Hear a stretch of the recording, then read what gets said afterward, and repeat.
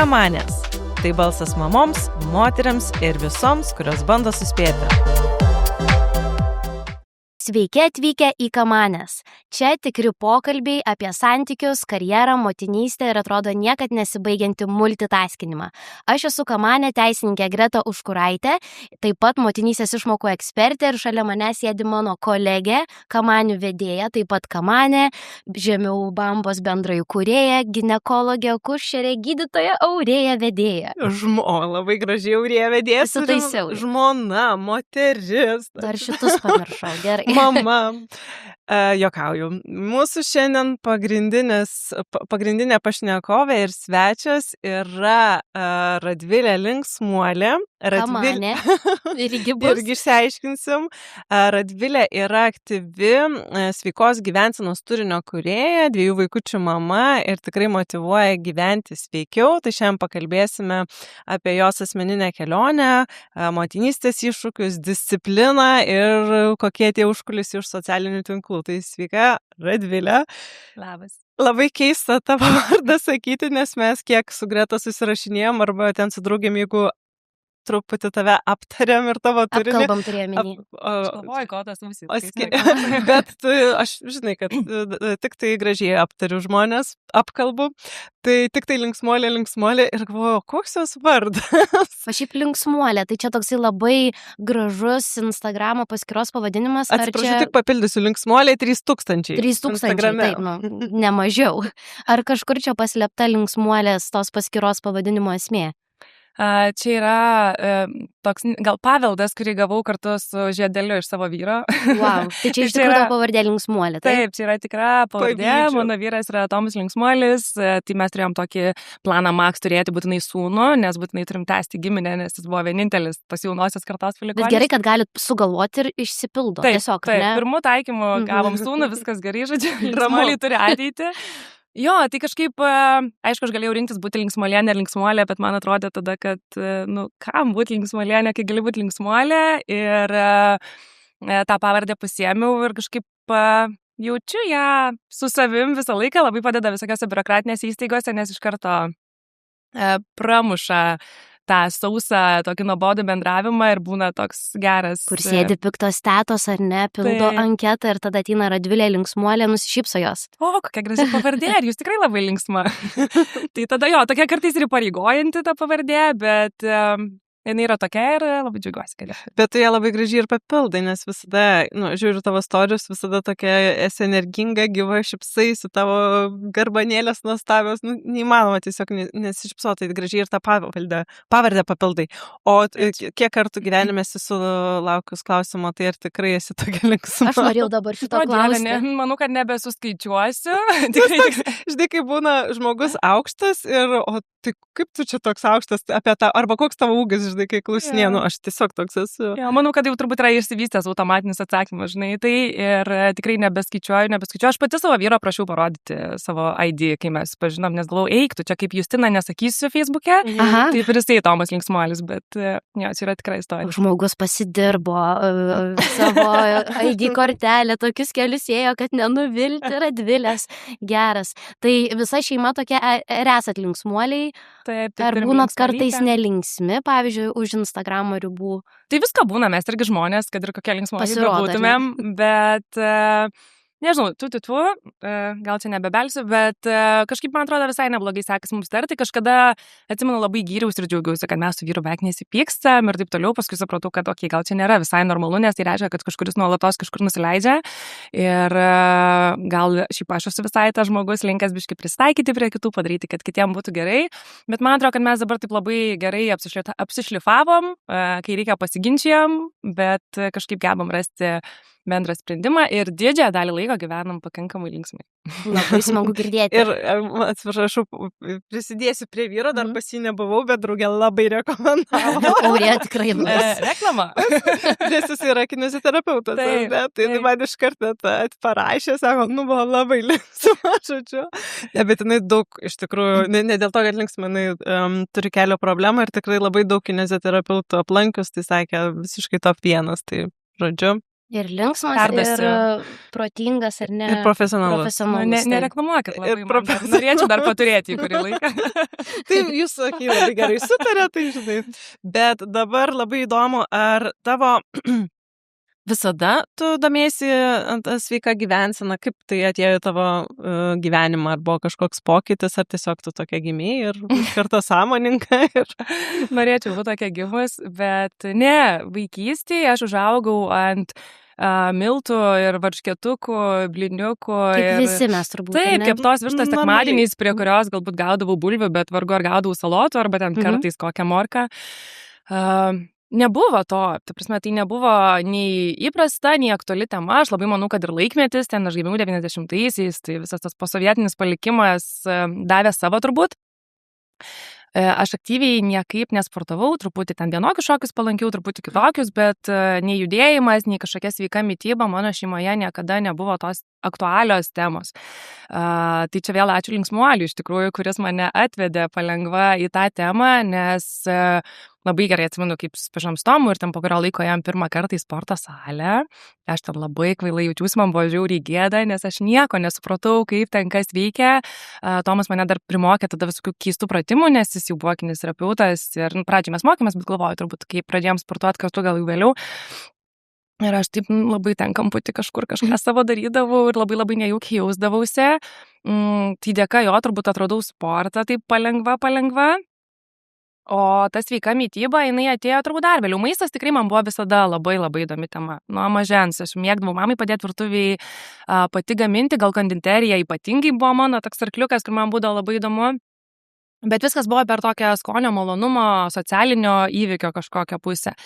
Ir turbūt, kad vaikai yra ta dalis, po kurios atsisuki truputėlį labiau save ir nori savim labiau pasirūpinti, truputį kažką geresnį į save įdėti. Tai ypatingai po dukters turbūt atėjo tas noras kažkaip, dar labiau, kad buvo jau virš 30 po dukters, tai čia antras, man atrodo, toksai spyris į užpakalį, kad hello, tavo kūnas nebe visai toks, koks jisai buvo ir dėl vaikų, ir dėl amžiaus. Ir tiesiog atsirado noro daugiau savimi rūpintis, pradėjau daugiau domėtis tom temom ir kažkaip labai natūraliai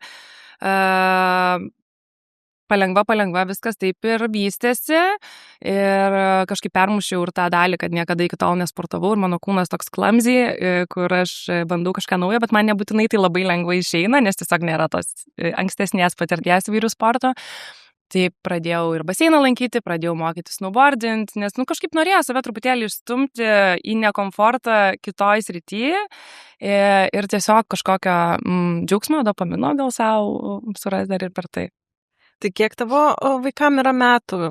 Sūnui ką tik suėjo 8, o dukrai 4,5 dabar. Tai visai, iš tikrųjų, prieš 4 metus maždaug ta taip, grubiai 4-3 gal, žinai, manau, kad kol tu augini ten tą mažą vaikelį, tiek tu savim gal labai ir nesirūpini, nes reikia energijos ir valgai, bet ką, miegi, kada gali ir panašiai. Bet jau kai tas vaikelis praauga, nustojau maitinti, paskui neišėjo darželį ir tada, labai jau norėjusi daugiau dėmesio. O kaip atsirinkai, kurią kryptimi į tą mitybą gilintis, nes pasiūlos yra daug, tikrai ir daug tų skirtingų dietų, skirtingų rekomendacijų. Kaip pasirinkai savo tą kelią mitybos? Man labai patiko tavo vienas reelsas įkeltas, kur tu apie baltymus kalbėjai ir tą angliavandenių mitą truputėlį norėjai pateikti. Taip, taip tas labai smagu, kad turiny tu tokį mėgsti paimti kampą, kur dabar visi eina iš proto baltymai. Ir Radvilė ateina, hello, mums reikia ir angliavandenių. Toksai, tai labai patiko paklausyti. Tai iš kur to turbūt semiesi. Tai aš taip galvoju, kad tas mano kampas ir yra, kad neikime į kraštutinumus, nes manau, kad jis labai natūraliai per laiką ir sudėliojo. Labai faina, kad aš turiu tą kritinį protą namuose, su kuriuo galiu pasitarti, tai mes tikrai pakankamai dažnai su vyru padiskutuojam sveikos gyvensenos temom, mitybos temoms irgi yra mitybos kursus pasibaigęs, tai turi pakankamai backgroundą tame.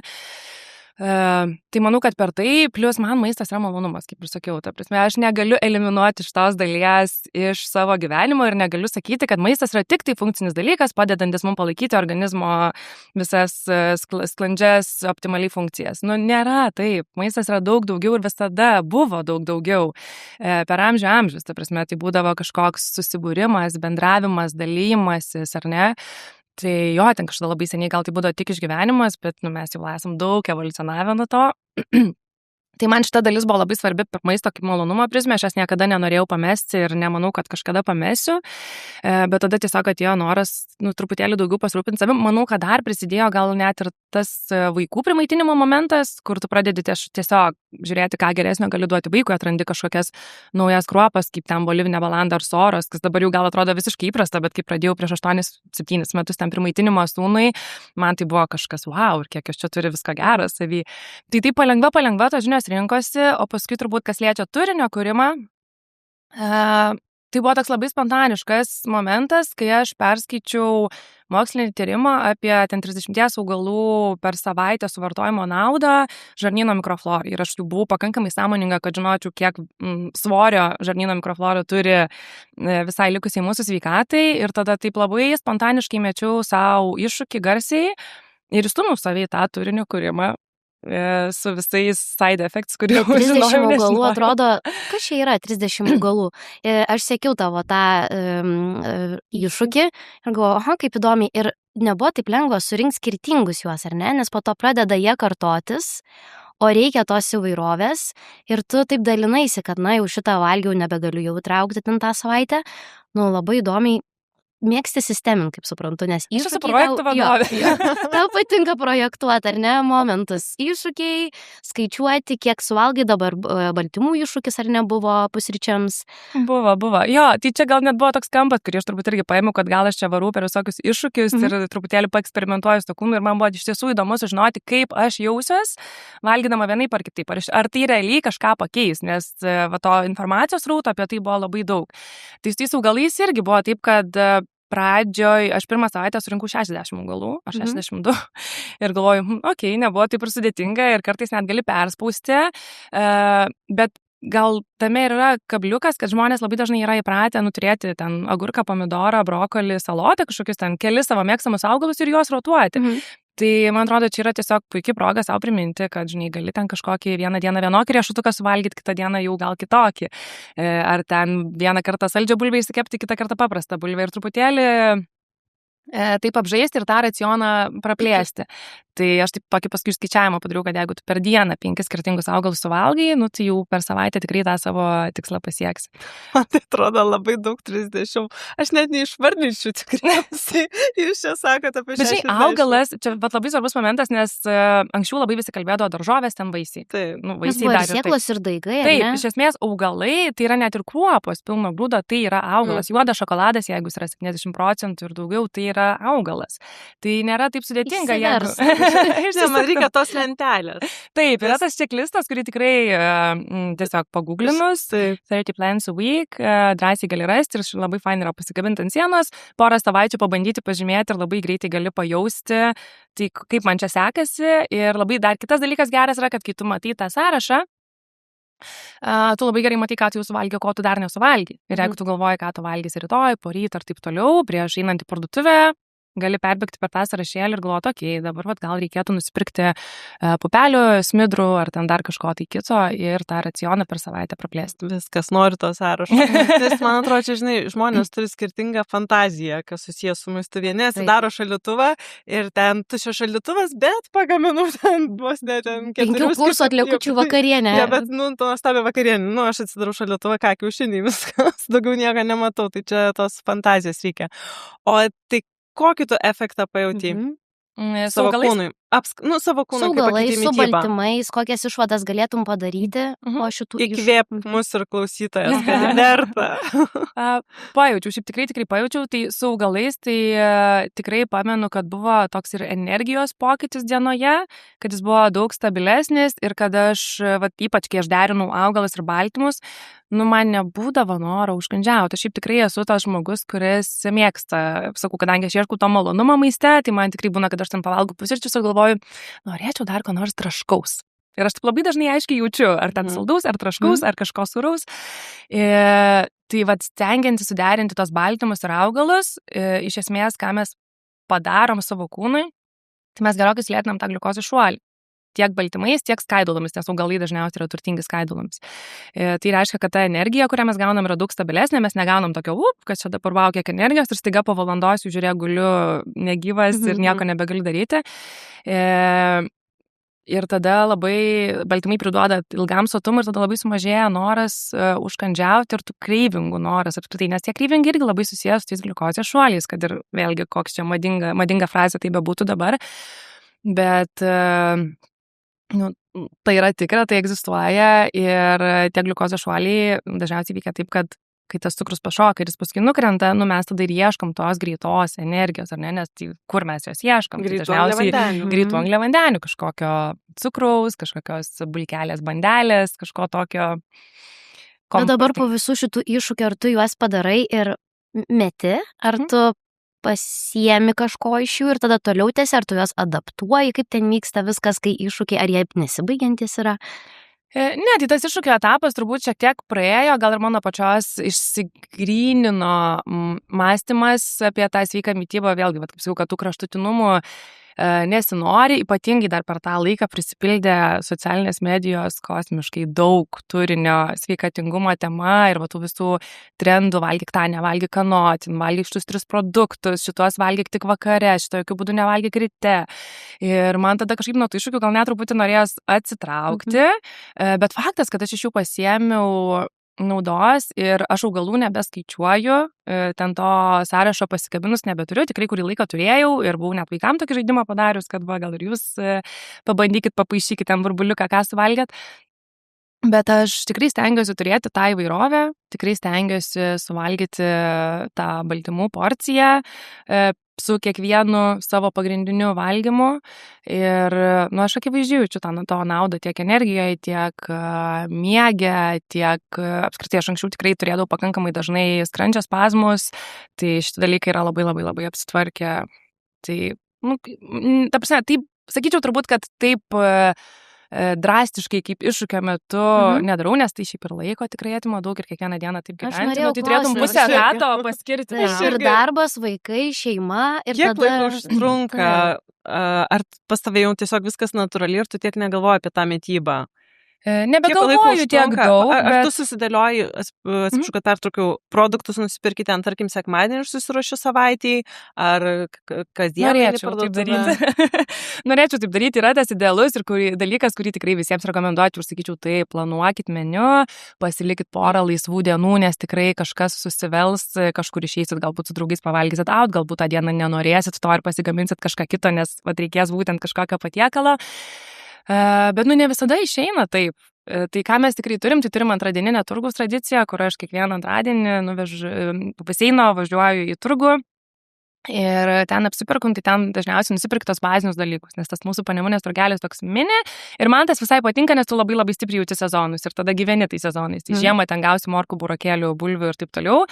Vasarą dabar visi žalumynai, uogos prasideda ir taip toliau, tai natūraliai tada perki daugiau tų dalykų. Tai aš leidžiu turgui padiktuoti šiek tiek, ką mes valgysim. Ir tada būna papildomas apsipirkimas parduotuviai, tada jau ten gal labiau kažkokių baltymų šaltinių, mėsos, žuvies, ten tų pačių riešutų, sėklų. O kur perki? Tai daržovės perki turgui, o turi savo mėgstamas parduotuvės? Šiaip man žiauriai patinka Lidlas. Aš tikrai nieko labai mandro nesugalvosiu. Taip, man labai patinka nuvažiuoti kokį promo, kai aš turiu daugiau laiko nusipirkti kokybiškos žuvies ir ten turėti pasirinkimo jos, bet man nei pakeliui tas promo, nei aš dažniausiai turiu 2 valandų apsipirkimui, kad eiti dabar ir žiūrėti ir dar pirkti visko po 2, tai reikia dar spintelės vietos. Man irgi šitas tokį akies trukčiojimo sukelia, nes promo atrodo taip norėtųsi, bet viską norisi ir apžiūrėti, ir tada ėmi po 2, prisiperki ko nereikia, ir tada grįžti, turiu ten 2 žuvies gabaliukus, bet realiai vėl visą savaitę neturėsiu ką valgyti, nes tokių visokių kitų dalykėlių prisipergi. Tai man labai patinka promo, nežinau, kartai porą mėnesių. Ir aš tada mėgstu užsistokinti visokių ankštinių, ten konservuotų pomidorų, kažkokių ten makaronų, kruopų, tokių dalykų nusipirkti. Tai karts nuo karto ten užsuk man tikrai patinka. Man patinka užsukti tą patį Liviną kažkokių labiau nišinių produktų ar kokybiškų ar ne, kai noriu nusipirkt, bet taip kalbant apie tokį kasdienį, tai sakyčiau, tai yra turgus ir Lidlas, ir Riminės tiesiog yra šalia mūsų namų. Tai ir įmanoma sveikai maitintis ir iš paprastų parduotuvių, nes atrodo, žinai, sveika mytyba brangi mytyba, ar lygu ar nelygu, nes kai paskaičiuoju, mes šeštadienį į turgų nueinam Senamiesčio, tai ten prasileido tada. Bet ten gal ir kainos visai nemažos iš tikrųjų. Turėtų skirti šiek tiek, bet Livinas, koks Dalu, jeigu norime įsitikti, mėsos broliai, dar kažkas, tikrai kainuoja. Taip. Bet aš tai manau, kad ir šiek tiek kokybiškesnė gal ta mėsa ar žuvis iš tų parduotuvių. Maitinti sveikai tikrai yra brangiau. Nebandysiu čia kažko apgauti ir sakyti, ne, tikrai ta pati kaina, ne, yra brangiau. Tai vien dėl to, nežinau, pagalvokime apie tokius labai paprastus dalykus, kurie mytybai gero priduoda, kaip kokie gerieji riebalai. Kokybiškas alyvuogių aliejus yra brangesnis. Jeigu tu jo nori ypač tyro, ar ne, ten kažkokio šviežio derliaus ir panašiai. Riešutai, sėklos, kurie yra super naudingi ir kuriuos faina pasibarstyti visur, tai yra pakankamai brangus produktas. Žuvis, jeigu tu nori jos vėlgi kokybiškos ar net laukinės, idealiu atveju, 2-3 kartus brangiau gali būti. Tai aš tikrai nesu šalininkė to, kad sveikesnė mytyba nekainuoja brangiau, tikrai kainuoja, bet vaistai kainuoja, gydytojai irgi kainuoja. Tai, man atrodo, galima kaupti pensijai ir lygų gydymui kažkokiam fonde, koiniai, ar kaip jau ten kam išeina, galima kaupti savy, tiesiog išvengti dalies tų lėtinių lygų, kurios gali išsivystyti dėl prastos mitybos. Dar pat ir malonumas, skaniai valgant, ar ne, kažką tokios smagaus pasigaminant. Tai ką daugiau investuoti, jeigu ne. Aš tai, pavyzdžiui, turbūt net labiau esu tokia, žinai, patenkinta, jeigu nusiperki ten, nežinau, kažkokios geros mėsytės, kokį fainą vaisių, tikrai daugiau malonumo sukelia tas toksai, kad tu įgauni kokybišką. Pavyzdžiui, aš labai pasigendu Lietuvos parduotuvėse, tiesiog tose eilinėse kokybiškų vaisių. Ten mangą pasiėmis į žalės, kol padedi į indelį, jau jisai supuvo, avokadą pasiėmi, nieko čia užtepėlės nepasidarysi. Tai nei brangesnės tas parduotuvės, žiūrėk, jau 40 eurų tiesiog. Kaip minimum. Tai čia tik truputį, čia porai dienų realiai. Tai toksai, ir ta piniginė, taip tokia į tuos vaisius, bet tu nenori to kieto mango, nenori to plasmasinio avokado. Ir toksai nusiperkė, atrodo, taip fainai, bet grįžti su to maišiu, kur taip viskas skanu, dar jeigu ten pasiemi visų išragauti, ten su vaikais viską išragauji, man tai atrodo sukelia dar ir labai daug to tokio smagumo, malonumo tame. Man malonumo netgi sutikė žinojimas, kad tai man yra naudinga. Aš nežinau, ar čia aš esu pasiekus kažkokį nušvitimo lygį. Čia gali būti. Šitoj vietoj, bet man tikrai tas yra. Mes vakar, pavyzdžiui, vakarienį valgom su vyru pupeles, tiesiog iš skardinės pupeles, bet, žodžiu, ten aš turėjau pasišaldžiusi naminio ridikėlių pesto, ten gerų kokybiško alyvuogių aliejų, turėjau itališkos rikotos, šalia smidriukų draugė iš ūkio atvežė, pasikepėm ir aš valgus, dieve mano, dar pasėmiau raugo duonos naminės irgi riek, ir sakau, kaip skanu, vyras sako, ką žinau, baltymai, skaidulos, jo, fainai. O man tai yra toks malonumas ir, man iš tikrųjų ir skanu, bet aš nebegaliu atskirti, ar man skanu yra todėl, kad iš tikrųjų labai skanu, ar aš jaučiu, ir tai, kad aš dedu į save gerus dalykus. Kad myli savo kūną. O iš kur tu semiesi idėjų gaminti, ar pati sugalvoji, smidrą, čia tą pabaščiau, ar tu, kažkokią mėgstamą receptų knygą? Aš nesu šiaip knygų receptų fanė. Bandžiau kažkaip jas ir kolekcionuoti ir turėti, bet aš jų tiesiog nepanaudoju. Aš jas galiu pavartyti įkvėpimui kartais, bet aš tiesiog nepanaudoju, tai internetas turbūt man šitoje vietoje veikia labiau. Šiaip manau, kad aš turiu pakankamai gerą pajautimą iš savęs. Šiaip esu toks pakankamai jautrus žmogus. Kas dera tarpusavį. Ir aš esu jautrus žmogus visiems išorės dirgikliam. Ten garsas, vaizdas, whatever. Ir skonis tame tarpe, irgi skonis susliekas yra labai susiję. Tai aš tikrai pakankamai intuityviai jaučiu, kad prie šito patiekalo gal dar reikėtų kažko ten tokio, ar dar pridėti tą produktą ar na. Tai jo, gal šitoje vietoje man pasisekė, kad aš tą turiu. Ir vyrui pasisekė.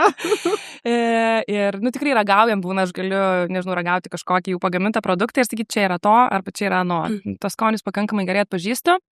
Bet aš manau, kad tai yra lavinamas dalykas, šiaip bet kuriuo atveju. Tai daugiau gaminant, daugiau ragaujant, vis pabandant tų skirtingų produktų, tą tikrai galima išvystyti. Pavyzdžiui, kokią kalendrą aš jas tiesiog nemėgau anksčiau, man tikrai vyras žiauriai ją mėgdavo ir valgydavo. Aš ten kokį lapuką užsimesdavau ir tokia tikrai intensyvaus skonio dalykas, ar ne? Bet kai aš pradėjau tą 30 augalų iššūkį, aš kažkaip galvoju, reikia tos įvairovės ir vis bandžiau jaukintis, man ilgainiui pasidarė tiesiog skanu. Prisipratinau. Taip, ir tada vėlgi jauti, kur čia dar jos gali pabarstyti. Tai man atrodo, čia toksai, kur dirbant su savim, ne tik, kad per prievartą nieko kažkaip nereikia, reikia leisti savo, man atrodo, vis tiek pabandyti, pajusti, bet tikrai gali pravysti. O kaip vaikai, tai turbūt irgi viską valgo, nes natūraliai netikiu tuo, kad vaikas nemėgsta to, aš manau, kad tiesiog racionas būna sumažintas vaikui ir jeigu duodam tik tai blynus, tai po to labai sunku ir kalendrus duoti, ir mėsytės duoti. Tai kaip supratau, per primaitinimą irgi įvairūs buvo įdomesni sprendimai, kas irgi buvo sveiki ir kaip dabar jūs maitinatės, nereikia jiem atskirai gaminti, kas jiem labiausiai patinka, kas juos labiausiai nudžiugintų vakarieniai. Juos vis dar labiausiai nudžiugintų blynai ir varškėčiai. Tai yra vaikai ir that's okay. Duokime ir mane varškėtukai. Mano mergaitė nemėgsta varškėtukų. Gali nueiti pačių skaniausių, nupirkti ir jinai nevalgys varškės apkepas, pas mus jau irgi nebekepamas, jinai nevalgo. Ir man tada per didelis gaunasi tas visas, vyras nevalgo, mergaitė nevalgo, jai steikutis, duok mėsytės steikučio ir jinai patenkinta. Ir viskas gerai, aš manau, kad mes kiekvienas ir atsinešam savo truputėlį kažko, bet tai mano sūnaus primaitinimas tai buvo projektas irgi, kažkaip projekto vadovė labai atsakingai priėmė šitą užduotį ir mes darėm baby led weaning su visą tą betvarkę namuose, bet kažkaip labai nuo pat pradžio aš domėjausi tuo ir labai aiškiai savo pasakiusi, kad mano vaikas iš esmės valgys tą patį, ką valgo mes. Aš savo vaikams atskirai negaminsiu ir po šiai dienai negaminu, nebent kažkokiais labai išimtiniais atvejais. Tai tikrai nėra taip, kad mano vaikai valgytų viską ir kalendrą savo jam kištų. Tikrai ne. Yra dalykų, kurių jie nemėgsta ir manau, kad tai yra labai normalu ir mes nespaudžiam jų to klausimu. Mes turim tokį bandymą, paraginimą bent paragauti. Nes tikrai būna to, vaikai labai vertina ir akimis. Tai būna to tokio pažiūrėjau, čia manęs, kad aš čia nevalgysiu ir tada, tai gal bent paragauk. Jeigu ne pirmą kartą, tai 10, gal jūs manysi paragaus. Mes irgi taip sakom, tu paragauk ir tada sakyk, kad nemėgsti, bet vieną kartą paragauk tai reikia. Ir svarbu, kad nenuteiktum kitų prie stalo, ne? Ypač kai yra brolis sesė, tai sesė labai žiūri tą vyresnį brolį ir jeigu jam jau, tai ir jai turbūt nebelabai patiks. Tai turim šitą momentą, bet, pavyzdžiui, dukra labai mėgsta visokias salotas, daržoves ir taip toliau, o sūnus mūsų yra toks visiškas irgi mėsėdis. Bet nuo pat pradžių mes turėjom tą, kad vakarienė yra bendra. Ir tada aš ką stengiuosi daryti, tai stengiuosi, kad toje vakarienėje būtų bent kažkuri dalis, kur žinau, kad jie mėgsta. Tai jeigu tau nepatinka ta žuvis, pavyzdžiui, kurią aš iškepiau, nėra mano vaikai žuvies fanai, bet tai nereiškia, kad mes nevalgom žuvies, tai tada prie žuvies garnyras kažkoks, koks yra, stengiuosi, kad jisai būtų vaikam tinkamas ir jie galėtų pasirinkti ir valgyti jį. Arba ten sprendžiam tada, kad žuvį gal mes su vyru dažniau pietum, pavyzdžiui, valgom, ten vakare tada kažką, ką valgytų vaikai. Bet niekada tikrai nebuvo dešrelių virimo ir bulvyčių frikepimo ar ten kolduniukų vien dėl vaikų. Bet būna tų kolduniukų ar dešrelių, kai nespėji. Nes man atrodo, kad daug laiko reikia skirti tokiai su meilė pagamintai vakarienei iš daug ingredientų. Tai nėra, kad ateinu, čia greitai. Tai vienas apsvarstymas produktų, kad būtinai įsigijimas, jeigu nereikia dar grįžtant, tarkim, iš darbų steptelt parduotuviai ir dar viską taip gražiai sumest. O tik tu gamini, ar ir vyras gamina? Pagrindė aš gaminu, mes bandom su vyru įsivesti tokį, jis iš moka gaminti ir geba gaminti, tai jeigu kažką grilinti ten, pavyzdžiui, vasarą, tai jisai užsiema jau ten tuo, aš užsiemu labiau turbūt garnyro paruošimu. Bandėm įsivesti tokią fainą taisyklę, kuri kol kas sunkiai mums įsivažiuoja, nes vasarą prasidėjo, kad sekmadieniais jisai daro tokį batch cooking vadinam, ar ne, kur pagamina kažko daugiau, didelę skardą, didelį puodą. Nesvarbu, kad mes turėtumėm porai dienų į priekį, nes, Dieve, mano su 2 vaikais, mes šiaip daug valgom, tas maistas tiesiog dingsta super greitai ir kiekvieną vakarą gaminti tikrai daug laiko atima. Tai mes bandom tą, kad jis pagamina sekmadienį kažkokį didesnį, nes jis daugiau laiko turi sekmadieniais, ar ne? Trečiadienį vakare aš pagaminu ir tada mes turim dar porai dienų ir tą darbo savaitę kaip ir prasisprendžia. Pietų mes labai mėgstam valgyti kokias nors salotas plus baltymų šaltinį, ką tu gali pakankamai greitai susimesti. O tada ten tom vakarienėm tikrai neturim problemos pasišildyti 2-3 dieną, po 3 dienos jau gal nebelabai to paties patiekalo. Tai... O kaip reaguoju tuos dabar labai populiarius ir vis man irgi kažkaip ir Instagramas išmeta tos meal preps, bet tokius jau visiškai dėžutėm susideda pusryčiai, pietus, vakarienė, vienas užkandis, antras užkandis, visur vežiojasi. Ir realiai tas pats ten, žinai, iškepiau 5 vištienos krūtinėlės. Ryžiai ten, visokios salotos ir tada valgo šaltą maistą, nes reikia susirinkti, faktas, kad turbūt sveikiau negu tiesiog sumuštinį degalinį nusipirkti, bet Bet aš galvoju, man su tuo malonumu, kur tu sakei, turbūt labai gerai, medžiagų gauni, visada turi to naminio maisto, kas yra, tikrai prabanga, bet toks atrodo rimtai, 5 dieną tu sekmadienį pagaminai, 5 dar tą krūtinėlę valgysi. Kokia ta krūtinėlė, jau jinai bus plius šalta kažkur.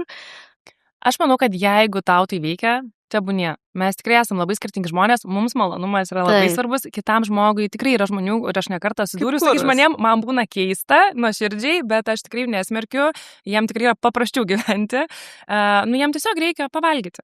Ir tada dar yra turbūt trečia kategorija žmonių, kurie turi kažkokį labai aišku tikslą, kurį bando pasiekti, ar tai svorio metimo kelionė, ar tai dar kažkokio, ar ne.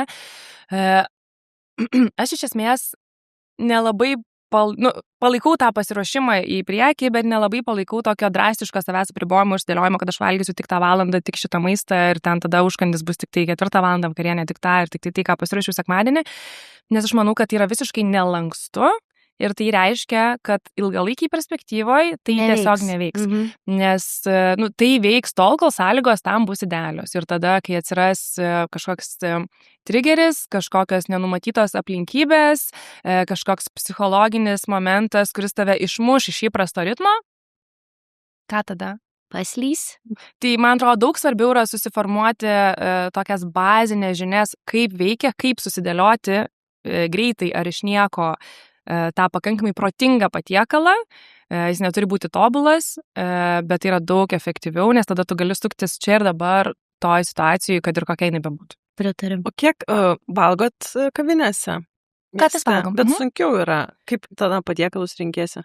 Jo, tai pirmas dalykas, dėl ko yra sunkiau, tai kad kartais namie yra tiesiog skaniau. Ir tada tu nueini, supranti, kad tu sumoki daug ir gauni tą rezultatą. Pas mus kažkaip ypatingai Kaune, man atrodo, turim problemų mes su viešojo maitinimo sektorium, kažkaip, nežinau, aš vis galvoju, ar čia ta Kauno auditorija nereikli, ar čia mus kažkaip bando apgauti. Tai liūdna labai dėl to. Tai yra turbūt kelios vietelės, kurias mes mėgstame, kurias mes karts nuo karto nueinam. Bet iš esmės aš šiaip esu toks žmogus, kuriam turbūt smagiau yra, tada arba pasidaryti šventę ir eiti kokį fine dining ir jau tikrai labai malonę patirtį turėti, arba surinkti su draugais ir kažką smagaus, ar kartu pasigaminti, arba mes turim su kaimynais labai fainą tradiciją running dinner vadinam, kur žodžiu, visi kaimynai metamės pas vienus ir tie vieni gamina, po kurio laiko metamės pas kitus, tie kiti gamina. Tai realybės šou būdavo. Ne realybės šou, bet ten tokia irgi laida būdavo, kad neatsimenu, ar fine dining, come dine with me, kažkaip ten. Kurydavo vieni pas kitus ir vertindavo. Tada jūs vertinate? Mes nevertinam, mes tiesiog smagiai leidžiam. Džiaugiamės, kad kažkas pagamino. Jo, bet šitas labai fainas momentas, kur tiesiog nieko nesirūpini, atsineši vyno ir šventi. Dabar aišku, kai mes ten visi išaugam ir visi jau po porą vaikų turi, tai tas pagaminimas irgi žiūri batch cooking, ką galima daryti.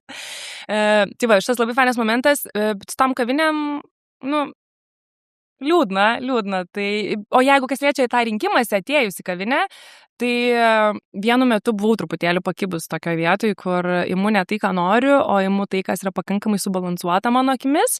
Bet ačiū Dievui, kad save pagavau laiku. Kad, gal truputėlį jau vadinasi su kažkur per giliai nuėjus. Tik ir norėjau klausti, nes jeigu kažkokią mitybą pradedi taikyti, arba ten baltymus skaičiuoji ir viskas. Ir tada kasdieną aš nesuvalgiau pakankamai, ir aš čia pakankamai suvalgiau, ar ne. Čia padažas, iš ko tas padažas, čia cukrus. Ir nes aš tai vis dar nesėkmingai prisipažinsiu. Aš turiu labai gerus sveikos mitybos pagrindus, nes gydytojų šeimoje užaugus, tai tikrai mūsų ta mityba buvo, sakyčiau, ta prasme, normaliai ir atskiriu, kur geras maistas, kur sveikas maistas, kur ne, bet paskęstu mintise, kad čia jau blogis, čia blogai darau ir ar paslystu, ar baigiu, kaip tu sakai. Tai įdomu, ar tu turėjai tokių periodų gyvenime? Aš ir dabar kartais jų turiu. Ir aš manau, kad tai yra, kai tu esi sąmoningas ir toks besirūpinantis savo sveikata, tai turbūt labai lengva paslysti ten tose pačiose socialinėse medijose. Aš tiesiog seku daug turinio tą temą, nes man tai yra įdomu ir vėlgi visko gali labai lengvai prisigaudyti. Ir tikrai man būna tokių momentų, visai neseniai jaučiau po pietų, kad kažko noriu. Ir namuose kaip ir nieko nėra, galvoju, į parduotuvę. Ir aš apėjau parduotuvę 3 kartus. Ir aš nerandu to dalyko, kurio aš tikrai norėčiau. Kaip ir jaučiu, kad gal kokio sausainiuko norėčiau, bet tada pradėjau skaityti sausainio etiketės. Ir, baisu šiaip, kas darosi su sausainiais, visur yra palmių aliejai, nesuprantami ingredientai. Ir kažkaip jau galvojau, ir viskas, ir nieko čia nevalgysiu, ir nieko čia man nereikia, jau susinervinau, žodžiu. Ir tada kažkaip savęs stabdžiau, galvoju, Radvilė, tu visą dieną valgy gerai. Tu valgy puikius pusryčius, valgy puikius pietus, valgysi maistingą vakarienę. Ir tiesiog savo priminiau apie tą 80-20 taisyklę, kuri šiaip, man atrodo, ne tik mitybai, bet ir visur gyvenime labai yra sveika. Aš galiu sau leisti. Aš nesidžiaugiu, kad tie sausainiai prastos sudėties, bet jeigu aš dabar tik noriu to sausainio. Aš nusipirkau pakelių tų sausainių, dabar atsimenu, kad iš ofiso šiaip ėjau, ne iš namų, ir grįžtu į ofisą su pakeliu Milkos sausainių, tokio plėtų šokoladu. Ir kolegė sako, kaip ilgai ištrukai, sakau, žinok, skaičiuoju etiketės ir negalėjau išsirinkti. Ir jis sako, Radvilė, nes tai supranta, kad aš domiuosi tą sveiką mitybą ir kad tarsi neturėčiau savęs būti stūmus tokią situaciją. Bet, tai buvo, tik aš labai džiaugiuosi, kad man užtenka pratelio save sugrąžinti į realybę ir patapšnot per petį ir pasakyti, kad aš jau padariau gerą darbą šitoj dienoj ir kad aš galiu dabar sau leisti suvalgyti kažką nesąmonę. Šio pokalbio draugai Multigin. Multigin turi platų intymios higienos priežiūros asortimentą, kuris gydo ne tik bakterinę vaginozę, makšties sausumą, pienligę, bet ir turi raminamąjį poveikį tokiems sutrikimams kaip niežėjimas ar dirginimas. Radvilė, papasakok, domiesi mitybą, gyveni tuo, kalbi viešoje erdvėje apie tai, ar tavo darbas irgi susijęs su mityba, ką veiki gyvenime, projektų vadovė, ar projektuoji maistą, ar kaip? Ne, tai kol kas darbas nesusijęs, tikiuosi, kad artimoje aplinkoje ateityje tai pasikeis. Aš esu socialinių medijų projektų vadovė. Tai realiai ne tiek kuriu turinį, kiek kuruoju turinio kūrybą prekių ženklams. Tai kažkaip ir po universiteto aš ir baigiau komunikaciją ir dirbau visą laiką toj srityje. Yra turbūt tas momentas, kad ilgainiui kažkaip, čia turbūt ir su vaikų gimimu, čia tas mamiškas nušvietimas, kai gimus vaikams, tos taiga viskas paaiškėja gyvenime. Tu supranti turbūt, kad laikas dienoje yra labai ribotas, kad tai, ką tu darai darbe, labai norėtųsi, kad kažkaip atitiktų ir tavo pomėgius ar kažkokią savirealizaciją didesnę. Ir kažkaip pradėjau prasmės turbūt daugiau ieškoti ir supratau, kad man tas trumpo galiojimo turinys, kurį mes dažnai ruošiam, nieko asmeniško klientą. Čia ir tau. Aš juos ir savo, juk tu taip, ir savo, aš kuriu turinį ir savo. Ir mane tas greito turinio, bet kiek tau užtrunka padaryti? Aš turiu menį vartojimą. Vartojimas greitas, paruošimas ilgas. Paruošimas, o Dieve mano. Kiek užtrunka padaryti reelsą? Kur tu gamini? Tai turbūt nereikia skaičiuoti ant to įkvėpimo laiko, kurį tu praleidi mąstydamas, ką galėtum. Scenarijų kažkokį galvoji, nesusidėlioti. Aš šiaip pakankamai organiškai mėgstu daryti dalykus, aš esu bandžius daryti dalykus su scenarijais, man tai tiesiog neveikia, aš tada jaučiuosi, kad aš čia kažkam vaidinu ir feikinu. Man tas labai nepatinka, nesijaučiu savim ir nemanau, kad šiais laikais, net ir socialinėse medijose, nemanau, kad tai yra vertybė vaidinti kažką ar būti kažkuo netikru. Aš kažkaip tą autentiškumą ir kitų kūrėjų labai vertinu, tai ir pati noriu tą išlaikyti. Tai to didelio scenarijaus dažniausiai nesidarau, apsigalvoju, kas ten kaip turėtų būti, tik tai. Tai tada filmavimas labai priklauso nuo recepto sudėtingumo. Sudėtingiausi turbūt yra receptai tie, kuriuos reikia kepti arba ten troškinti arba kažką, nes tada tu padarai vieną etapą, tada vyksta procesas, kurio metu tu nelabai kažką gali padaryti. Ten saulė leidžiasi, dar kažkas vyksta ar ne, ir paskui turi vėl daryti antrą priėjimą, toliau nusifilmuoti, tada yra montavimo dalis, tada yra voiceoverio dalis, jeigu toks yra titrų dalis ir kiekvienas tas dalykas rašymo dalis, coverio dalis. Recepto galų gale sudėliojimo, žinai, tu gamini, bet, pavyzdžiui, gaminant paragauji kažką pakeiti, nors ir būni tą receptą užsirašęs, tai tikrai atima laiko, nors kiti praskrolina, pažiūrė pusę minutės ir ačiū visą gerą. Tai ačiū Dievui, jeigu šis auga ar bent pabando pagaminti, yra geriausias įvertinimas. Bet šiaip tas turinys jo yra beprotiškai daug ir jis taip konkuruoja vienas su kitu, tai man tiesiog pradėjo prasmės tame trūkti. Kokį norėtum kurti, sakytas, greito vartojimo nepatinka, kokį galėtum kurti, jeigu ne algoritmai, ne vartotojai, ne kas diktuotų, bet tiesiog kokį tu norėtum iš pajautimo daryti daugiau ilgesnį, kaip vlogą, ar Ne, gal tą ilgai trukmė aš poreikio kažkokio didelio neturiu, ko tikrai norėčiau išvengti, tai tų visų huksų, kad čia turi žaidimo pagauti auditoriją, pirmam kadre būtinai parodyti kažką užkabinti. Galiu pasikonsultuoti, jinai yra visiškas. Huksų karalienė. Huksų karalienė ir pas ją visada huksai. Nes aš pati tiesiog atkreipiu dėmesį, kas mane užkabina ir galvoju, geras hukas, reikės, geras hukas. Nes taip yra, tiesiog keičiasi. Ir žinai, norėtum kur, kaip yra gaila, kaip sukuri kažkokį fainą reels ir žiūri 20 sekundžių. Per ilgas, niekas nežiūrės. Ten vidurkis, kiek pražiūri 7 sekundės, jeigu, tarkim, ilgesnis ir geras reelsas. Ir tada... O pastangų vis tiek įdedi daug ir laiko ir idėjų. Aš manau, kad aš truputėlį gal kitoj kategorijos, dėl to, kad tai yra receptai. Ir tai yra iš tikrųjų turinys, kuris kuria kažkokią pridėtinę vertę žmogui. Tai tas žmogus, jeigu jam bus įdomus pats receptas ar patrauklus, tai jisai bus linkęs ar ten jį išsisaugoti, pabandyti, pagaminti ir taip toliau. Tai aš kažkaip gal to laiko tiek nevertinu žiūrėjimo, labai žiūriu recepto vertę ir turiu turbūt savo tokį filtrą. Ar tai yra pakankamai nesudėtinga ir lengvai prieinama.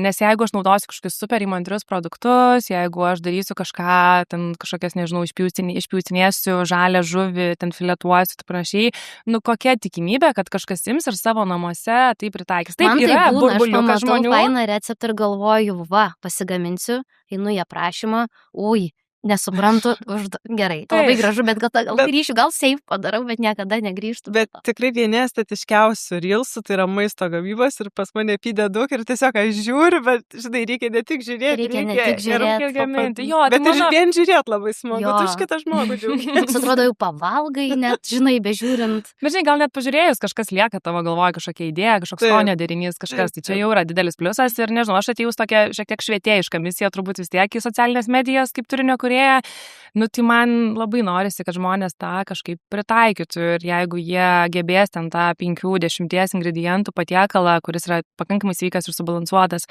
pasigaminti, tai čia jau bus laimėta taurė. Man huksai patinka, bet dėl to informatyvaus turinio aš kartais irgi atrodo jų nesivaikau, nes suprantu, kad reikia 3 sekundžių ir kiek aurė turi būti reelsas sėkmingas, kiek sekundžių. Trukmės. Iki 9 sekundžių. Kartais per 9 sekundės negaliu pasakyti, kokie įstatymo pokyčiai laukia ir kaip tai turės įtakos mums, arba kur ten, nežinau, pasinaudoti vieną ar kitą kompensaciją, tarkim, tėvams, bet tai tokį, kuri ir aišku, tada man kartais būna liūdna, kad pasiekiamumas mažas, niekam neįdomu, čia kažką kalba, visko reikia čia ir dabar, paspaus, gauk, užpildyk, pervedam, toksai, bet taip yra turbūt. Toj visoje masėje vis tiek randi savo auditoriją ir ta auditorija pas tave jau visai nemaža. Auginasi organiškai ir vis tiek manau, kad turi tuos kokybiškus sekėjus. Tai aš kažkaip neišsprogau iki ten 10 000, bet gal tas visai ir gerai, nes man su sekėjų atėjimu atėjo ir tokia didelė atsakomybė. Papasakok. Kur pradžiai, kai aš pradėjau, atmečiau savo tą 30 augalų iššūkį ir ten man per kelias dienas 1000 virš atsirado naujų sekėjų ir galvoju, kas jau dabar bus, nes tikrai visiškai negalvojau apie ateitį ir kur čia mane tai nuves, buvo labai labai spontaniška viskas. Ir tada dalinausi informaciją apie sveiką gyvenseną ir ilgainiui supratau, ar aš turiu pakankamai tam žinių. Aš nesidalinu kažkokiais mados patarimais, interjero dalykais ar dar kažkuo, mes kalbam apie žmonių sveikatą. Ir man tikrai užgriuvo tokia atsakomybė ir kadangi ta tema ar taip man buvo įdomi ir aš kurį laiką prieš tai svarsčiau, kad gal norėčiau kažką giliau pastudijuoti, tai taip ir gavosi, kad aš tada pasiėmiau kursą Health Coach, pradžioje labai galvojau apie mitybą, bet, žodžiu, gavus, turiu tokį platesnį backgroundą apie tai, kaip žmogaus kūnas apskritai veikia. Ir aš tiesiog dabar jau esu į pabaigos tais mokslais ir man tikrai ant dūšios daug ramiau, kad aš žinau, ką aš kalbu, tai nėra kažkokios nuogirdos ar kažkas kažkur paskaitinėta, tai yra mokslo grįsti dalykai ir kad aš tada tikrai ramia dušele galiu transliuoti žmonėm. Bet tie kursai ne Lietuvoje, ne? Ne, jie yra Didžiojoje Britanijoje nuotoliu. Ir kiek laiko mokaisi? Metus beveik bus. Ir jau baiginėjai, kursas, jo rugpjūtį jau baigsiu. Ir kaip tavo nuomonė apie tos kursus? Daug ką žinojai greičiausiai. Šiaip ne. Gal tas ir buvo labai įdomu, aš labai ilgai rinkausi, labai ilgai svarsčiau, ką čia tokio mokytis. Ir buvo tokių kursų mitybos, kur kalbėjausi ten su viena pažįstama, kuri toje srityje dirba ir sakė, Radvilė, aš manau, kad tu tiesiog viską žinosi teoriškai. Tai man to gal nelabai norėjau, aš nesimokiau dėl to, kad gaučiau tik tai diplomą ir dabar galėčiau kažką to diplomų pamojavus pardavinėti mytybos planus už 99 eurus. Aš norėjau realių žinių. Tai manau, kad labai geras sprendimas buvo būtent eiti tą health coach, kad ir kaip tas coach žodis čia beskambėtų. Nes mes mokėmės, pirmas modulis buvo How the Body Works. Tai yra apie tai, kaip visos sistemos žmogaus kūne funkcionuoja. Ir aišku, kad čia neprilyginti urėjos medicinos mokslams, kurie ilgą laiką tai kapsto, bet suvokimo... Medicinoje apie mytybą minimaliai mokėmės. Čia šiaip yra dar viena labai įdomi tema. 10 metų atsimokai, bet... Čia yra dar viena labai įdomi, kad medicinoje viskas yra apie gydymą, bet ne apie prevenciją. Ir aš kažkaip pradžioj darbėjau, bet ilgainiui man ta vertė turbūt mano mokslų ir kilo, nes pradžioj galvom, tai ką aš čia mokysiu žmonės kažkaip sveikiau valgyti, gal kažkaip suvaldyti stresą, geriau pamiegoti, bet iš esmės čia yra bazė, čia yra pagrindiniai dalykai, net tie papildai visi, kurie dabar yra, jų apstu ir jų nieks nereguliuoja ir gali kišti į save kiek nori, visi prieš miegą geria melatoniną, ten maginį ir dar kokius nors ašvagandos lašiukus. Žmonės pirmiausia vartoja papildus, jie geria baltyminį kokteilį, nors neina sportuoti. Jie nori, tikisi, kad nuo papildo jiems išspręstos tos bėdos ir tie raumenys užaugs vien nuo to, kad jie dabar pavalgė daugiau baltymų, nors ne nuo to galo reikia pradėti. Tai aš manau, kad mokslai man labai labai gerą tą pagrindą davė. Nes tas koledžas, kuriam šmokus, yra naturopatinis. Tai reiškia, kad iš esmės viskas yra apie tai, kaip natūraliais būdais pasiekti, ar ne, kažkokių optimalesnių, geresnių rezultatų sveikatoje. Tai kartais aš ten tokia prisimerkus žiūrėjau visus antivakserių kažkokias paskaitėlės, nes tikrai buvo... Šitos temos neliečiau. Buvo šitų dalykų, kur aš tiesiog galvoju, aš galiu kažkur kažką kritiškai vertinti, bet... Kartu gavau labai daug žinių apie būtent tą bazę, kuri, man atrodo, dabar yra be reikalo pamiršta. Ir čia iš tikrųjų, man atrodo, tu labai gerą dalyką paminėjai. Čia prieš kelis mėnesius man toksai nenušvitimas buvo, bet žinai, toks truputėlį susidėlioji kažkur atsakymai, kur tau viduj kirba jie galbūt, irgi aplinkui, žinai, ten viena draugė, būtinai čia reikia cinką gerti, čia tą reikia gerti, kita aš tai tą geriu, magnį būtinai geriu tą, ar ne? Ir aš taip galvoju, tai jeigu tu šiaip subalansuotai valgai, iš principo neturėtų tau reikėti tų papildų. Ir taip galvoju, mes labai nukrypam, mums reikėtų taip grįžti basics, iš serijos mano oda papilkėjus, jaučiuosi pavargus, tai eisiu gal pas kosmetologę, kad man ten ją pridrėkintų, bet iš esmės, jeigu tu prileistų, o tu jeigu vandens geri normaliai vaisių valgai, skaidulų, tavo oda natūraliai irgi švytės labiau. Tai man toks atrodo, irgi nukrypstam ir da tokių greitų sprendimų. Taip, tai iš esmės jeigu vyras myli, tai irgi moteris švyti. Taip. Iš esmės nereikia jokių papildų. Taip, tai viskas back to basics. Į greitą rezultatą. Taip, o iš mes tiesiog tokiam reikėtų žiūrėti, kaip viskas yra, ar ne? Mes gyvenam tempe, mes turim beprotišką spaudimą iš išorės, iš tų pačių socialinių medijų, kiek kom reikia padaryti, pavaryti ir taip toliau, nusipirkti. Tai visi ieško tiesiog greito rezultato. Tai čia Kas tave trigerina, pavyzdžiui, socialiniuose tinkluose, kur save kartais būna, kad pagauni, o pas mane taip ten, nežinau, nėra ten, ar namai netokie švarūs, ar vaikai net ten 16 būrelių lanko, kas nors tave trigerina, ar vis tiek tokie taip šaltų protų sugrįžti, nes aš būna kartais pabėgu, bet po to sugrįžtu, bet toksai truputėlį, kaip bebūtų, tas socialinis visas burbulas, jisai... Greta ir seka tos, kurie trigerina. Čia irgi, man patinka. Čia, žinok, psichologinis yra momentas, traumos, čia reikia kapstytis, man kartais norisi pažiūrėti, kas mane trigerina, bet aš dažnai renkuosi kažką tokio, nežinau, complicated. O nėra taip, kad mes visada norim to, ko neturim? Oi, tai čia visada žolė žalesnė pasitikė. Taip, čia yra labai žmogiška ir man atrodo dauguma seka tuos, kurie jam atrodo kažkokie tobulesni, geresni, nes, jeigu pas mane taip nėra, tai bent paganysiu akis kaip kitur, gal kažko įsikvėpsiu, gal kažko iš jų pasimsiu. Tai man atrodo, čia labai natūralu ir žmogiška turbūt, kad taip yra. Tai man smagu, kad internetuose atsiranda vis daugiau tokio turinio, kuris truputį pagražina į realybę. Ir tų nuotraukų, kur kas ten papozuota, o kaip ten iš tikrųjų yra ir panašiai, bet aš kadangi tos sveikos gyvensenos temai daug seku, tai tikrai buvo vienu metu ir tokio kūno kulto kažkokio, kuris apskritai dabar viskas yra čia apie longevity ir sveikatą, bet iš tikrųjų tai ne, visi nori tiesiog gerai atrodyti, visi įsivaizduoja, kad jeigu gerai valgys, ar ten jeigu sportuos 2 kartus per savaitę, tai jie turės six-packą, bus labai liekni ir taip toliau, bet taip nėra. Žmonės sako, kad aš rūpinuosi savo sveikata, kai tuo tarpu jie iš tikrųjų tiesiog nori gražaus kūno. Tai aš irgi noriu to gražus kūno, bet kažkaip ir būna pasižiūri, galvoja, nu žiūri gerai, jinai atrodo, nu, bet, nu, turbūt negimdžius, turbūt dar kažką.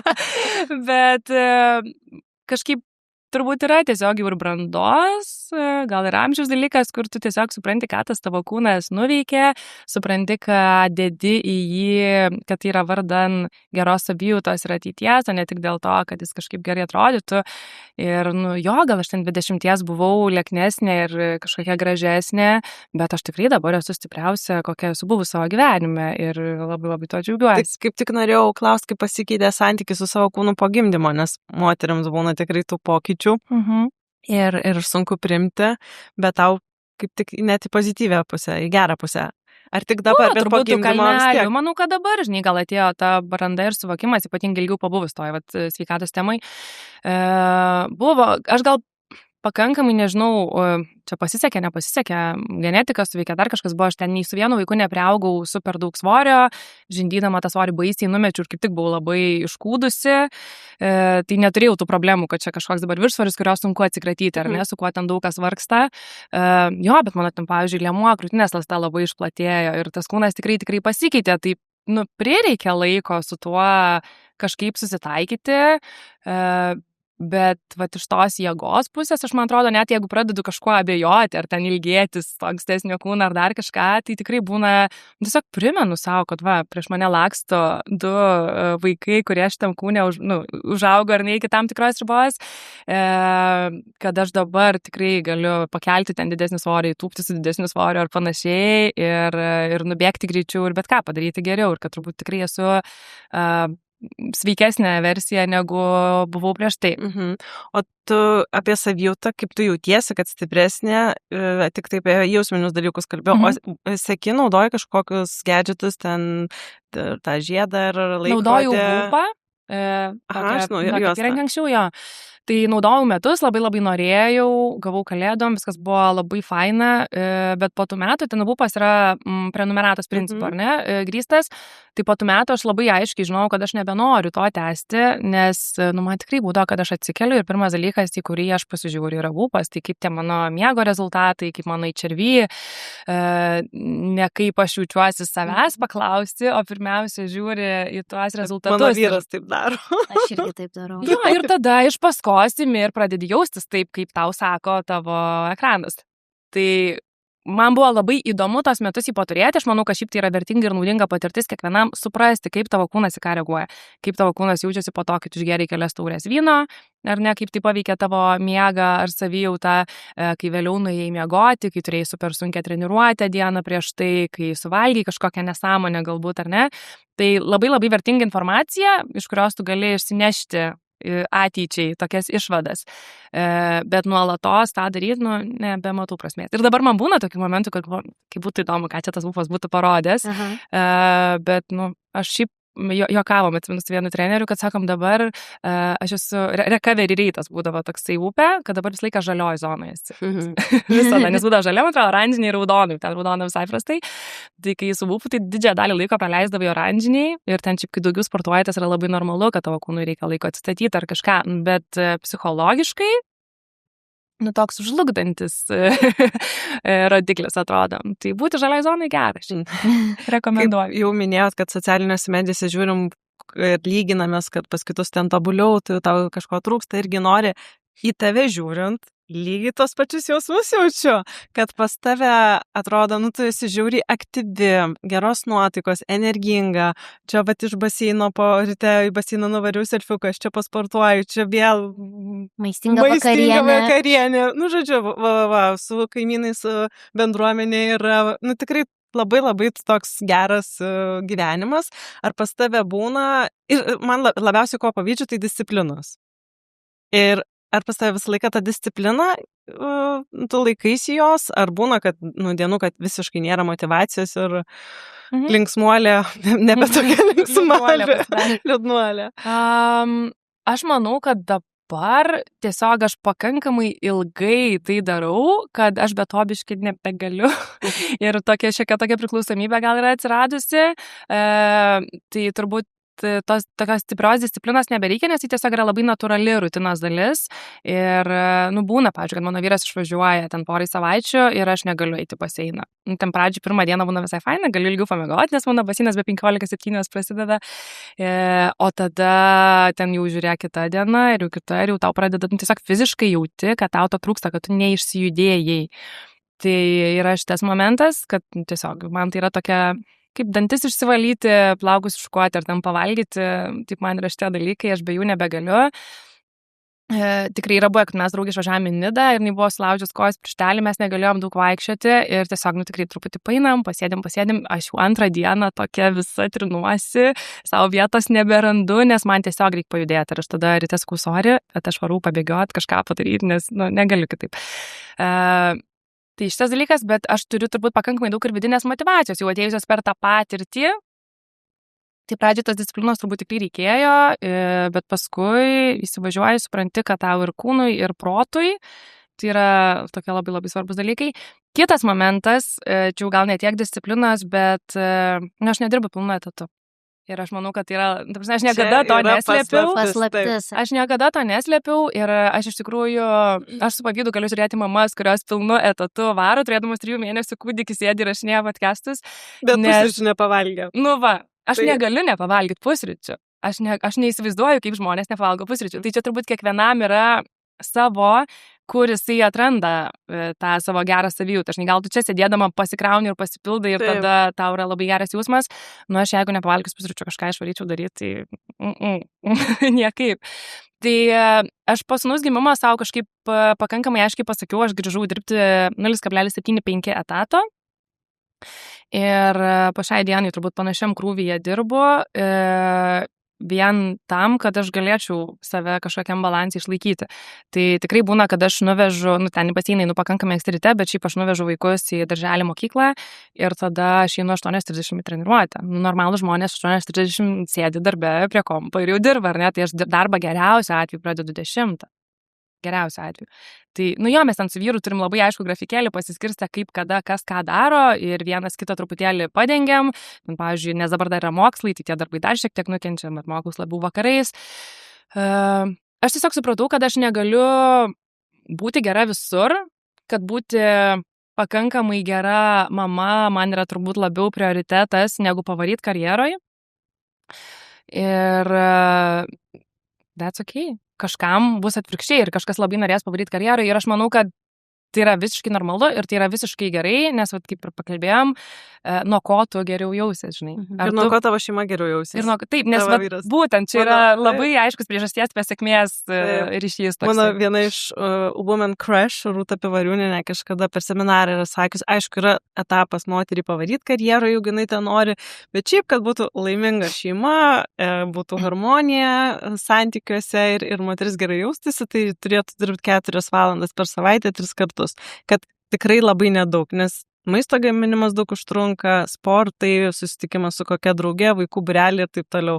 Tu negali persiplėšti, nes kažkas nukenčia. Aš dabar jau kenčiu, kad aš tų pusryčių nepavalgiau, bet buvo chaotiškas rytas ir mano diena ir tiesiog ir nuotaika ir po to neaišku, kada bet tu būtum laiminga, dirbdama po 4 valandas per savaitę ir gamindama šeimai valgyti ir taip toliau. Aš, pavyzdžiui, būčiau. Man būtų, nežinau, gal ne 4, gal šiek tiek daugiau, bet overall aš galėčiau. Bet ar tu, pavyzdžiui, būtum laiminga, būdama tokioje situacijoje? Manau, kad būčiau, nes jau metai.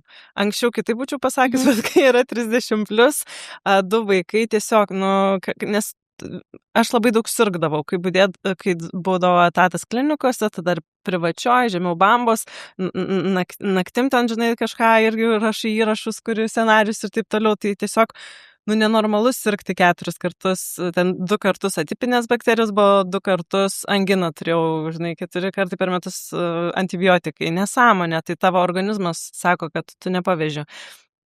Tai, bet viskam savas laikas. Bet, žinai, iš tikrųjų daug tėvų visai nežino, bet net ir darbo kodeksas numato tokias galimybės, pavyzdžiui, turint ar ne pilną etatą, gimsta vaikas, iki kol jam yra 8 metai, susimažinti krūvį, dirbti ne visą darbo dieną. Tai vadinasi, aš išsaugau savo darbo sutartyje numatytas sąlygas, kad aš kai norėsiu pilnų krūvių grįšiu, bet va, kol vaikai ten eis į darželius, pradės mokyklą ir panašiai, aš galbūt noriu dirbti 0,7-5, pusę etato ir panašiai. Ir iš tiesų per konsultacijas būna taip, žinai, pasakau, gal sakau, vaikas eis į darželį, kol adaptuosi, sakau, gal jūs ir tą darbą norit grįžti, bet galbūt tą vaikutį reikės pasimti anksčiau.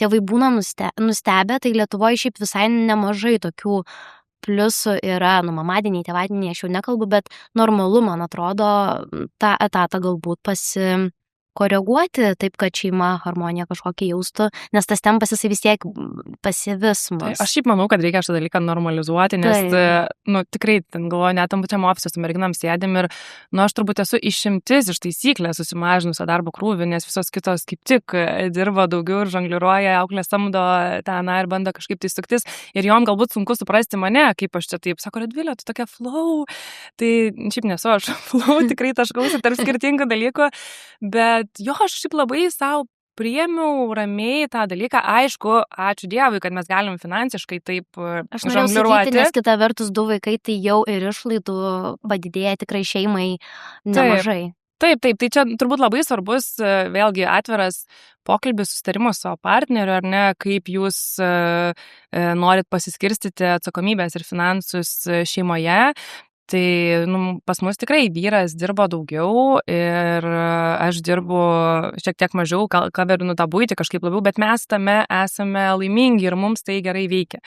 Tai nei jisai kažkaip pergyvena dėl to, kad jam reikia dabar daugiau dirbti, nes labai myli savo darbą, nei aš pergyvenu dėl to, kad aš kažkiek ten tos buities daugiau turiu padengti ar ten valgyti pagrindę šeimai gaminu, nes man tai yra faina ir malonu.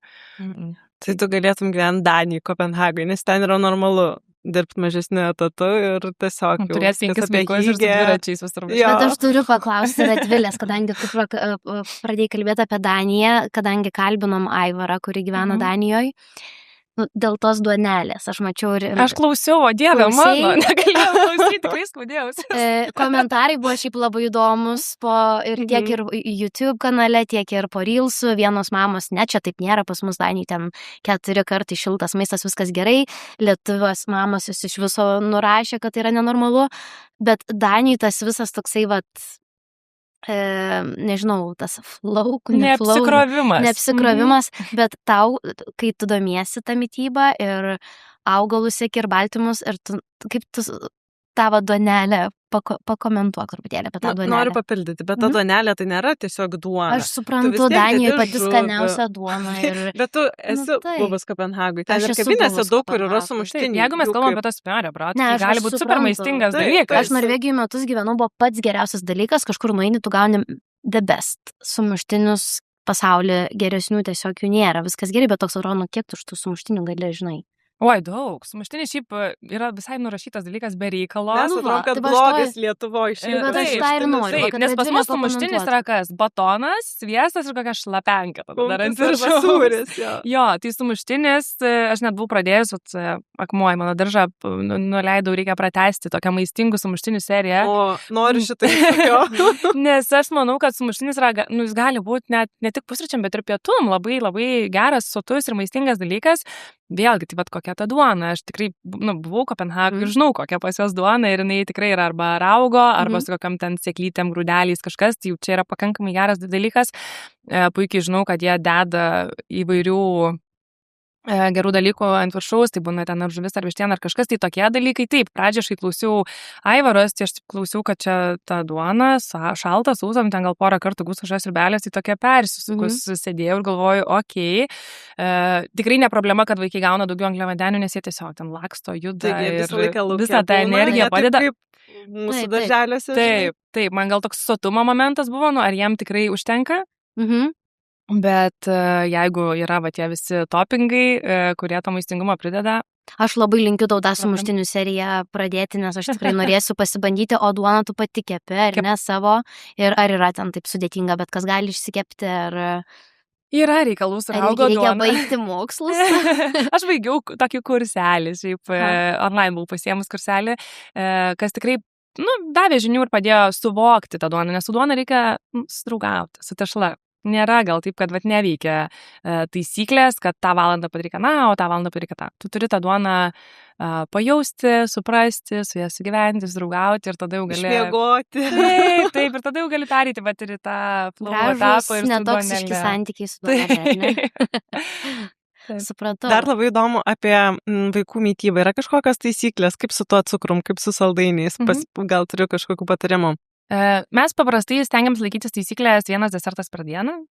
Tikrai pradžiai taip nebuvo, kažkaip su laiku atėjo tas, kai mes pajutėm, kad po kiekvieno pagrindinio valdymo atsirado galiu kažką saldaus. Ir kažkaip tada priėjom prie tos taisyklės, nutarėm, kad mes, jeigu laikomės, tai laikomės jos visi, ne tik vaikai, kad negali būti kažkokie dvigubi standartai, kad mes tėvai gali slapčia, aišku. Slapčia yra slapčia, bet mano vyras tai labai atsakingai išsilaikos ir jeigu vienas, tai vienas.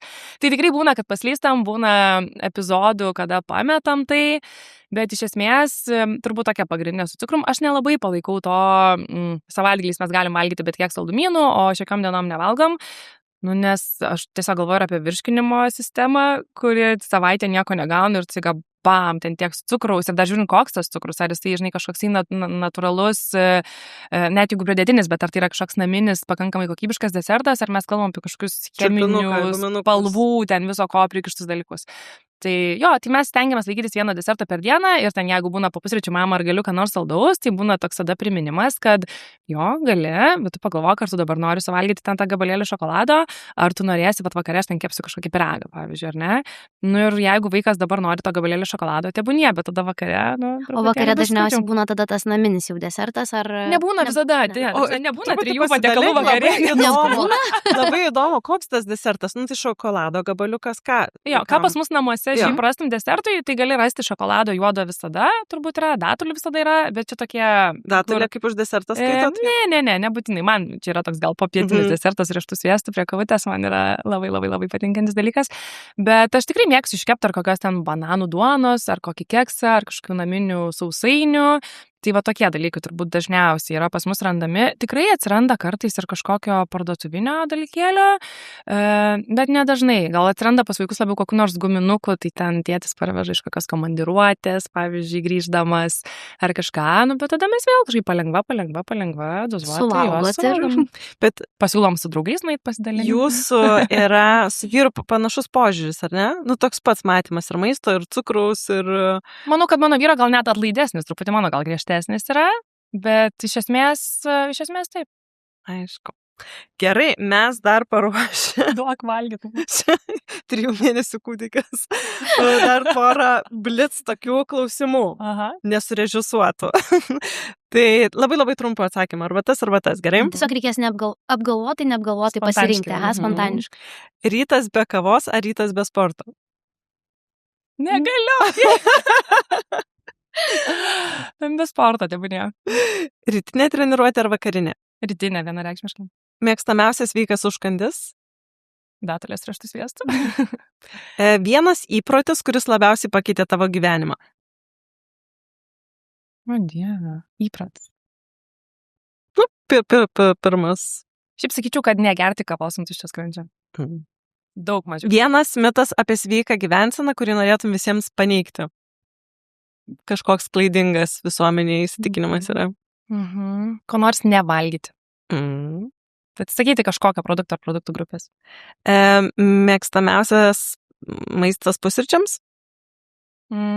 Kurį laiką buvo kiaušiniai, bet dabar kažkaip gal koks jogurtas su granola, vaisiais, kažkas tokio. Vienas papildas, truputį apie papildus, visgi be kurio neapsieini, kurį vartoji. Magnis ir vitaminas D, bet čia, man atrodo, vitaminas D jau nebe yra natūralu visiems.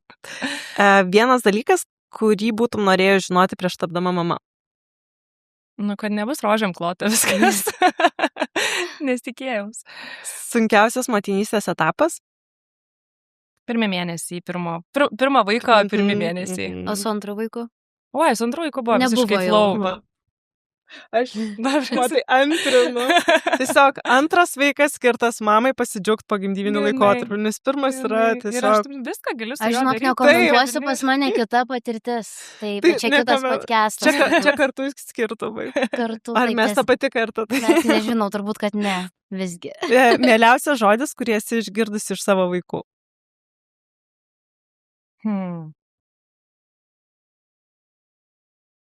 Nu, nežinau, tai myliu tave, man gali būti. Tiesiog... Man irgi atrodo, kad yra. Nelabai kažką kito. Koks tavo guilty pleasure? Mano šiaip guilty pleasure jaučiu visai yra načios tie čipsiukai. Vat, štai ir išgirdom tiesą pagaliau. Reikėjo pradėti podcastą. Taip. O, aš neslėpiu. Mano gyvenime tikrai kartais būna ir McDonald'o, ir koldūnų, ir načios, ir that's okay. 80-20. Taip. Jei galėtum vakarieniauti su bet kuo pasaulyje, kas tai būtų? Anthony Bourdain, jeigu jis būtų dar gyvas. Ir... Gal čia toks paskutinis palinkėjimas, patarimas, ką patartum mamai, kuri nori pradėti, bet nežino nuo ko. Nu, po gimdymo. Savimi rūpintis. Ar mityba, ar savimi rūpintis. Mažais žingsneliais daryti dalykus ir neužsikelti savo per aukštų lūkesčių ir kažkokių labai didelių tikslų. Taip lėtai, bet stabiliai ir reguliariai. Nu tai ką, ačiū. Labai tau, Radvilė. Išbandysim patarimą, bet ir tiesiog man taip patiko šitas pokalbis, nes jis buvo sveikas pokalbis, kur ne kažkokie kraštutinumai, bet ir načios paminėti.